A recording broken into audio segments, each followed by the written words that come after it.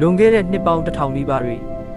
မြန်မာတက္ကရာ406ခုနှစ်မှာပုဂံပြည်ကိုအုပ်ချုပ်ဖို့ထူးခြားတဲ့မင်းတစ်ပါးပေါ်ထွန်းခဲ့ပါတယ်။သူကတော့မြန်မာပထမအင်ပါယာကိုတည်ထောင်ခဲ့သူအနော်ရထမင်းကြီးပဲဖြစ်ပါတယ်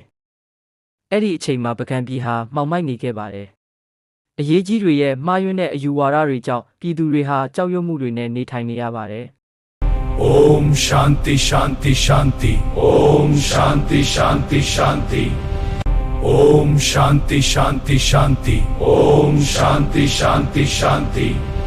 ဒါပေမဲ့တနေ့မှာတော့တထုံပြည်ကနေကြွလာတဲ့ရှင်ရဟန်းမထေရနဲ့တွေ့ဆုံခဲ့ပါတယ်။ဒီတွေ့ဆုံမှုဟာမြမသမိုင်းကိုတဆက်ဆက်တုန်ခါသွားစေခဲ့ပြီးစစ်မှန်တဲ့ဗုဒ္ဓဘာသာစတင်ထွန်းလင်းလာခဲ့ပါတယ်။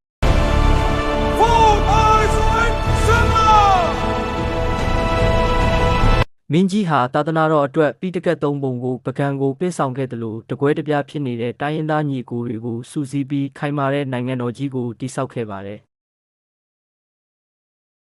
ရွှေစည်းခုံစေတီတော်အပါအဝင်တမိုင်းဝင်အဆောက်အအုံများစွာဟာမင်းကြီးရဲ့တရားတရားနဲ့စွမ်းဆောင်ရည်ကိုတက်တည်ပြနေပါတယ်။သူဟာစစ်ရေးမှာတဲ့မကစိုက်ပျိုးရေးအတွက်ဆယ်မြောင်းတွေကိုလည်းဖော်ဆောင်ပေးခဲ့ပါတယ်။ရဲရင်ချင်းပညာရှိခြင်းနဲ့သာသနာကိုချစ်မြတ်နိုးခြင်းတွေကြောင့်အနော်ရထမင်းကြီးဟာမြန်မာတို့ရဲ့ရင်ထဲမှာဒီနေ့အထိမော်ကွန်းတင်ကြံ့ရစ်နေတာပဲဖြစ်ပါတယ်။